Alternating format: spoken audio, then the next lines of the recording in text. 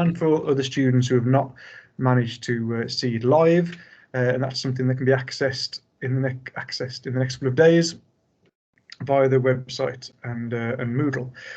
If you do have any questions that crop up, if you could wait until Ian has finished his presentation and then pop them on the chat, I'm sure he'll do his best to have them answered. But other than that, I will now hand over to Ian. Thank you so much. No, thank you, Paul. Hi, everyone. How are you? Everyone hear me okay? I'll take that as a yes. Does anyone want to speak to me and tell me they can hear me okay? We can hear you. Great. Thank you. Appreciate it. So as Paul said, my name's Ian Whittell. I'm the course leader of BA Sports Journalism at Staffordshire University. We've also got another course I'm going to talk to you about briefly today called Journalism and Digital Media, which I think is a really exciting course that's coming on stream from this September. So I guess that one will be available to you guys when you come to graduate and to go off to university when you graduate high school. So I just thought today I'd give you a sort of very, very brief overview of our course, what we offer, how it works, and also talk a little bit about the industry of journalism. You know, you hear a lot of people bandy around the word journalism and talk about journalism. You know, I'm not sure people always have a complete understanding of kind of how it works. You know what, guys? Can you just bear with me 1 second? I've got another meeting going on that I can't exit out of, and it's really annoying me because I've not worked out how to get rid of all the chat alerts that are coming on. So I just very quickly need to try and get out of this meeting. Hold on, bear with me 1 second, otherwise it's going to drive me up the wall. How do I do this? Hold on 1 second. Hi Ian, sorry to interrupt. Yeah. If you hover over the chat that's causing all the notifications, you should see 3 dots on the right hand side, and you can mute the notifications. So you'll still get them, but it'll be quiet. That's brilliant. Thanks whoever that is. Thanks mystery voice. It's Liz from Staffs. Oh, hiya. Thank you. Hold on 1 second. Bear with me. Where is that chat? I'm just looking for the 3 dots. I've got 3 lines. Where's that again? Hold on. Muted. That might have done it. Hopefully that's done it. No, it hasn't. How do I get out of that meeting? You know what? I'm just gonna have to persevere with this. I can't work it out right for this minute. Can you all hear that pinging noise as well? Is that annoying you as well?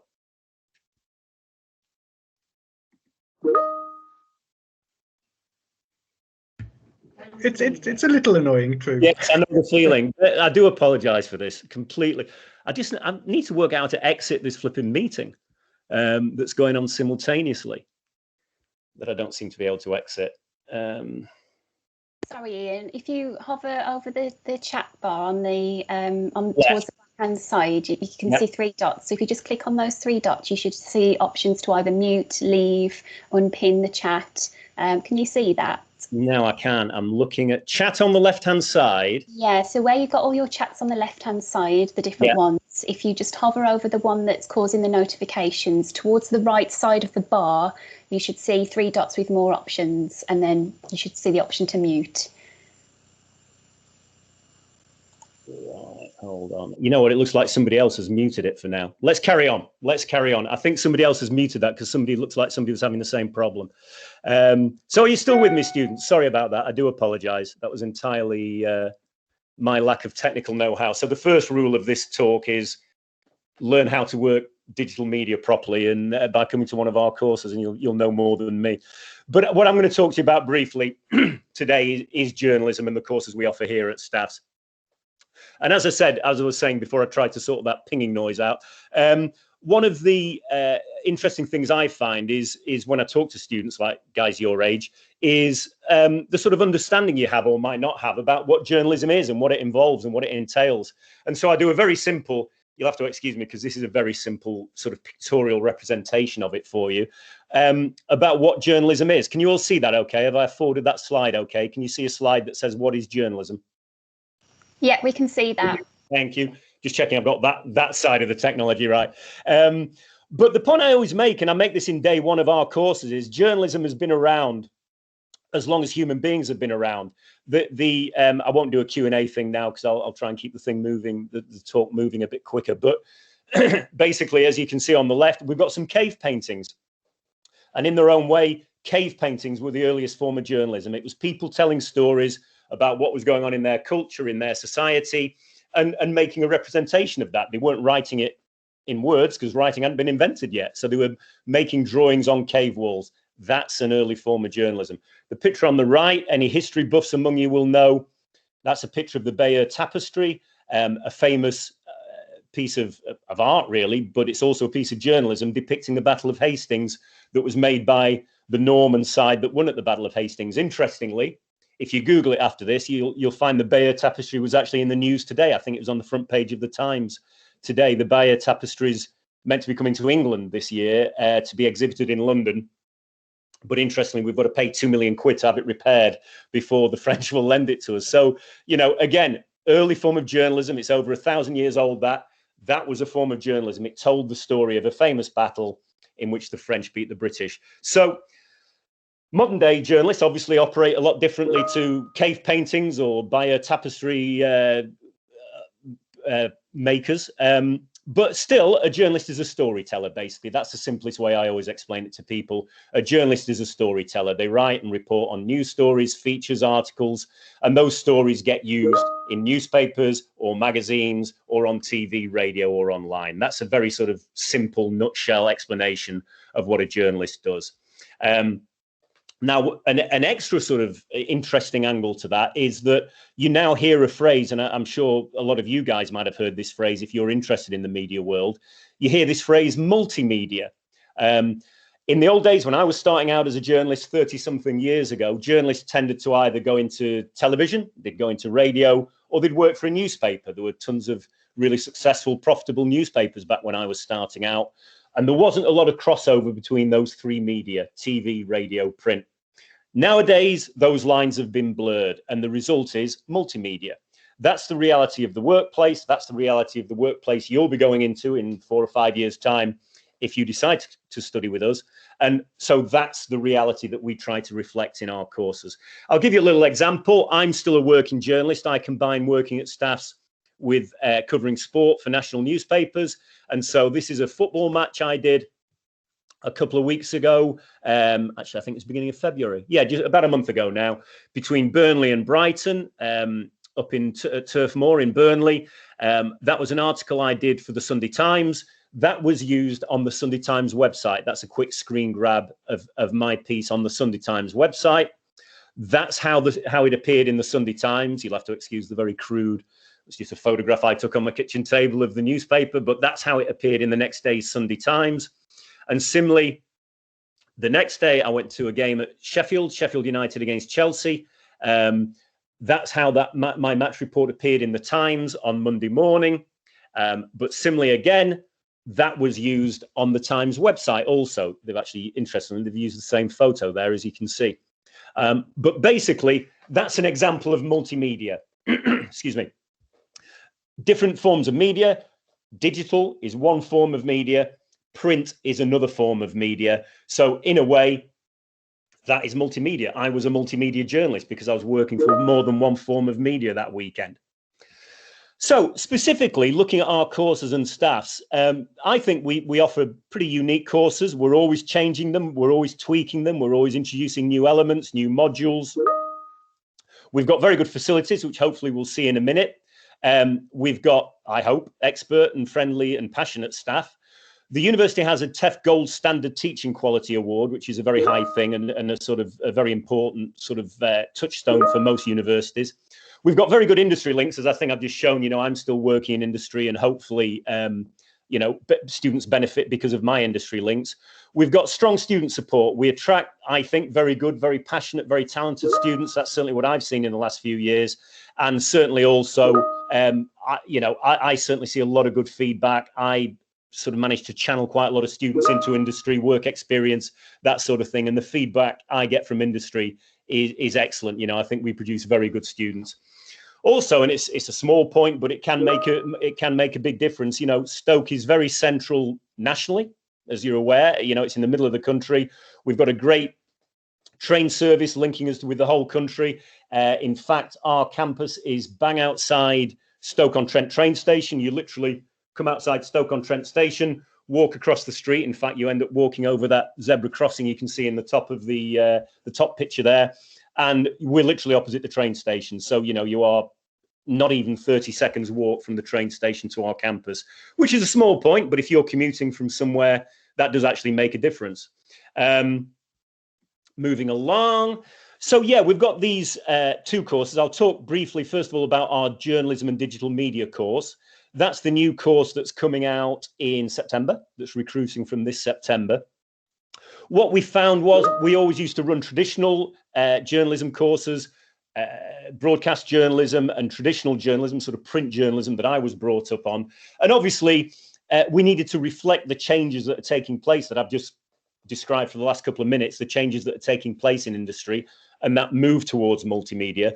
So we've basically invented a new course that covers the old style traditional journalism, and there are still quite a lot of jobs available in that form of journalism.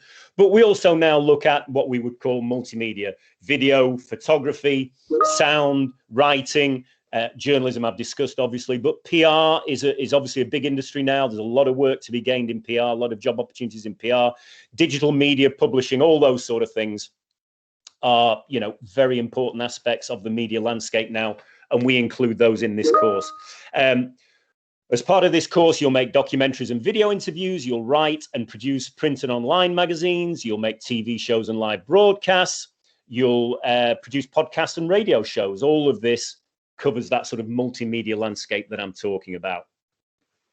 And of course, we'll cover a wide range of subjects on that. It might be that you want to go down the route of being a traditional news journalist, and we'll look at news stories and hard-hitting local and national news stories that affect you. But obviously, there are also great livings to be made covering the world of fashion or sport, as we're going to discuss in a minute. Games, we have a very good gaming department at Staffs, and we do some work with those guys. Music, film, politics, environment. These are all areas of the media world that you can get involved in. But we try and make everything student focused. A lot of it's student centered learning. We try and, you know, give students a bit of basic tuition, bit of coaching and encouragement, and let them run with it and learn by their mistakes, because that's often the best way you learn in the media world. Certainly try something, work out what works and what didn't work, and try again.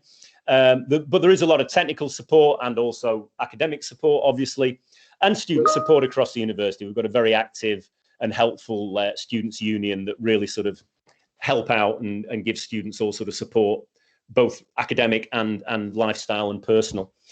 We look at technical skills, obviously. We'll look at that in a minute at our newsroom and the facilities we have available. Again, we come back to the sort of basic principle of storytelling. Journalists are storytellers. They are telling us about stories. We look at research. Obviously, research is an important part of journalism. Whenever you're telling a story, you want to know what you're talking about. So we teach you the principles of research and how you go about doing that. And also, you learn to be critical, whether that be being critical in terms of, I'm going to write a review of this record, this music that I like, or this movie that I'm going to go and review, or, you know, critical in terms of the audience engagement and the impact you're making on the audience. You know, we invite you and encourage you to be critical of your own work. We also train you up in these sort of digital skills. I'm sure you'll know probably quite a lot about these sort of Microsoft awards and qualifications are available. These are available to you as part of our courses as well. So that's a kind of an additional add-on that you would pick up as part of our course also.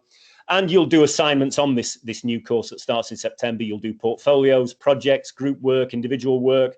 You'll do a law module, a media law module, which is very important. Doesn't matter what medium you're working in, whether you're working in traditional newspapers or you're working on social media, you're still subject to the laws of the country, and you can still libel people. So you have to beware that. And, you know, you'll be taught how to do basic reports, whether that be reporting from a football match, like the job I do, and I just showed you a minute ago, or whether that be reporting on something far more serious, like a news story or a court case. There'll be all sorts of different aspects of reporting that you'll be taught as part of that course. We've got some excellent production facilities. We've got radio and TV studios that pretty much are on a par with top-level BBC studios. We employ quite a lot of part-time lecturers who still work for the BBC, and invariably they say, flipping heck, you know, these facilities are as good as we've got BBC Radio Stoke or BBC Radio Leicester or places like that. And our classes use that technology frequently. You'll be in and out of those studios, especially as you go through the course, progress into your second and third year. You'll spend more and more time in those studios. By the time, obviously subject to social distancing at the minute, of course, hopefully by the time you join us, that'll be a dark and distant memory. But by the time you get to your last year, you'll be spending an awful lot of time. You'll be spending most of your working week in and around those studios, working on projects, basically. And you'll get the chance to showcase your work at public events. You'll get work placement opportunities. Obviously, that's a very important part of any degree course. And I think our work placement opportunities are pretty much second to none. We do have great industry contacts, as I said, and we do manage to help. It's up to the students to find their own work placement opportunities, but we do encourage them and help them if they're struggling. And we have, over the years, managed to get some really good work placement opportunities for our students. Now, hopefully, I'll be able to play this video. Hold on one second. Can everyone see that? Was that visible? Yeah, it started playing, Ian. Yeah. Brilliant. Thank you. That's all I need to know. Brilliant. Let me play it then.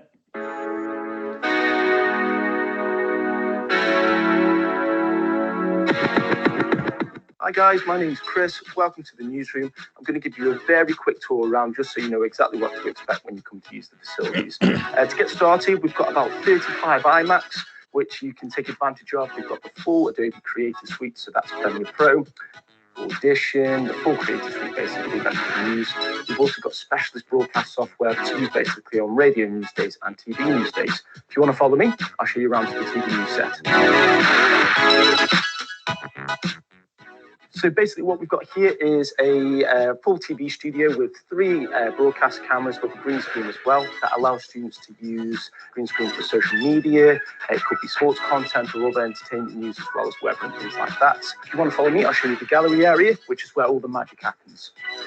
So this area comprises of about 7 technical stations. So we've got a scripting station that basically that person writes the scripts, which is then prompted out onto the front of the cameras. They then control that when it's going live, so the presenters know exactly what to read. We've then got the main piece of kit, which is the vision mixer. This is what brings in all of the video and audio feeds and then sends that out to the public and streams that live if we wanted to. We've got graphics. We've even got a dedicated Skype station, so it allows remote broadcasters to come back into the studio. So we could have football correspondents out of football grounds, bringing in live match reports, or it could be news readers actually out in the field, again bringing in live news as it breaks. We've then got a sound engineer station right at the end. So this is the TV news set. I'm going to take you through now to the radio studios and we can have a look at those.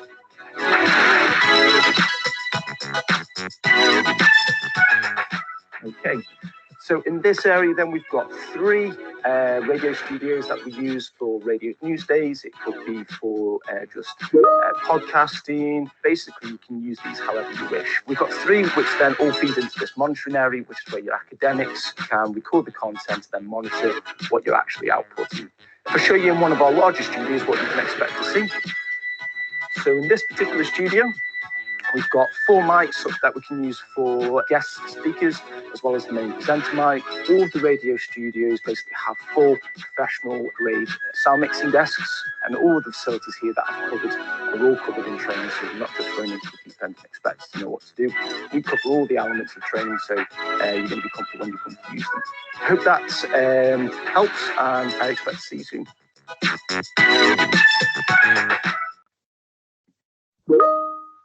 Excellent. So hopefully you all saw that okay. That was a good...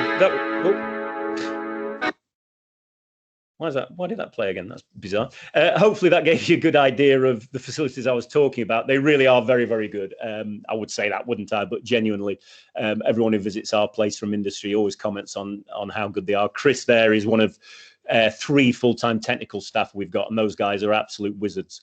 They'd be able to work out very quickly how to stop that pinging noise from the chat if they were doing this instead of me.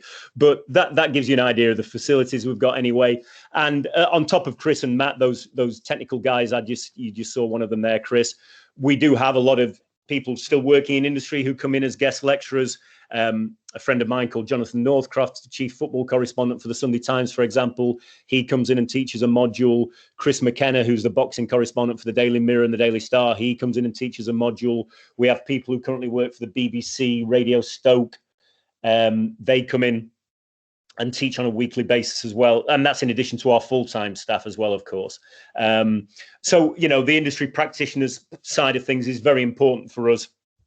We think that it's very good that you're getting sort of hands-on teaching from people who are still very active and working in industry. That's a list of the full-time and part-time staff we use. There's Johnny's name on there. There's a couple more to add on actually since from this semester who've joined us as well. So there is an awful lot of experience.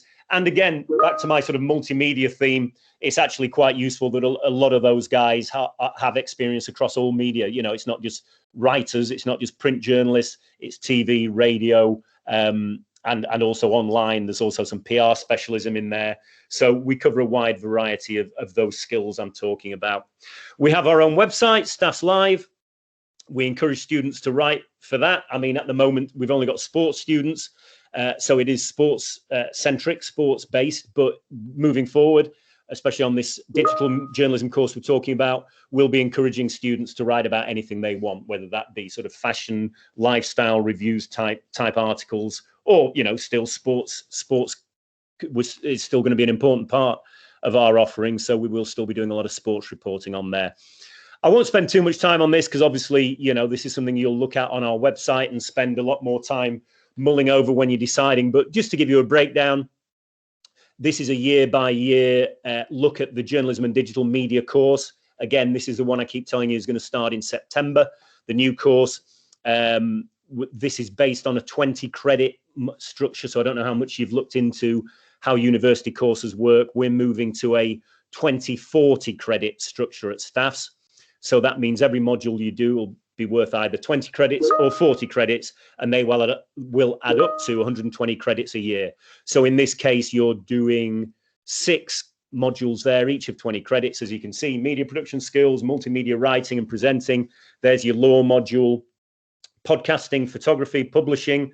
And moving on, as you can see, we're bringing in more sort of project-based modules now, 40 credits, digital journalism, broadcast media, content marketing. So there's some marketing modules there that will be quite useful, give you another skill set. And then again, by year 3, you're into the sort of into the project, in-depth projects and news days, which is when we produce news programs in those studios that you've just seen. So sports journalism has been running at Staffs now for about 15, 16 years. I've been involved for a couple of years. So it's a lot more sort of long-standing than this new course. But I think what we've tried to do is move with the times, as this new course reflects. We've tried to do that in sports journalism and introduce things and move with the times a little bit. This is what, by the time you join us, this is what the course will look like. Writing for Sport teaches you how to write sports articles. Journalism in Practice is about the ethics and theory and principles of journalism. There's a law module. There's a sports PR module. There's a sports culture and governance a sort of academic module in which we look at the roles that sport play in culture and how sport is governed. Then by year 2, you're into some really practical stuff, production journalism, PR operations, sports broadcasting, another writing modules in there. And in the final year, there's a couple of options in there. But again, the news day is a big module and the final year project's a big module. The news day, again, like the previous example I gave you, the news day is when you come into the studio and produce radio or TV programming for a day. And that's pretty much an overview of our courses and what we're offering at the minute. I hope that was of interest to people. I hope that was of use to people who might be thinking about it.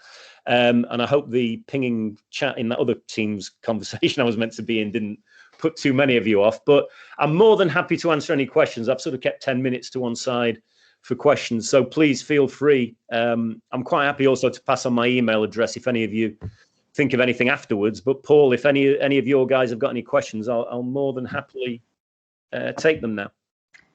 Thank you, Ian. If any of the students on this live webinar have got any questions, it'd be really helpful if you could just type in the chat. But meanwhile, we're very grateful to you, Ian. That was an excellent presentation, and especially I think the new course coming online looks very exciting.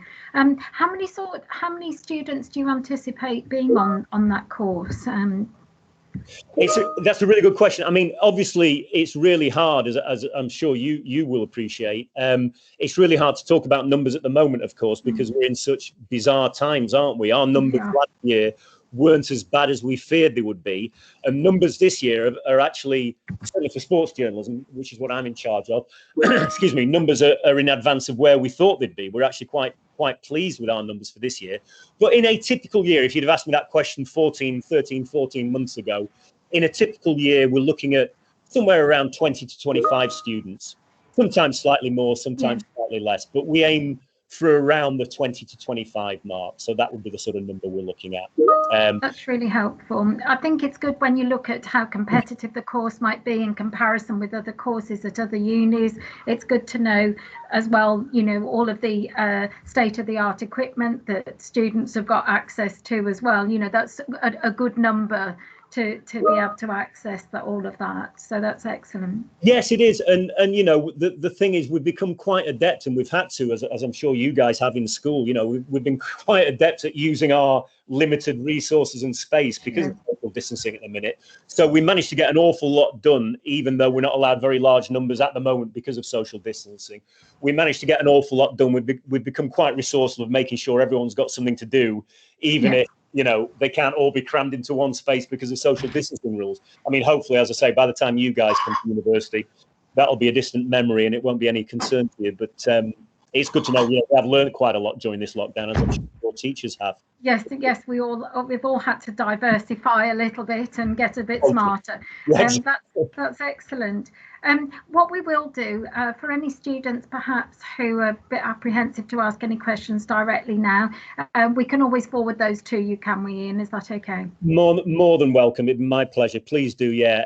If you, I understand why you might not want to put your hand up now, but if you've got any questions at all, please just you've got my email details, I'm sure, haven't you? I've been absolutely. Yeah, and we'll forward those to students. So that's very helpful. Thank you, Ian. No, you're more than welcome. What we will do is we'll end the recording now, and then we'll actually put this online. If, with your permission, we'll put that online and we'll share with other students who might like to see that afterwards. So thank you again, Ian. No, my pleasure. Absolutely fine. I'll whatever you need, just let me know, and please do follow up with an email if you need anything.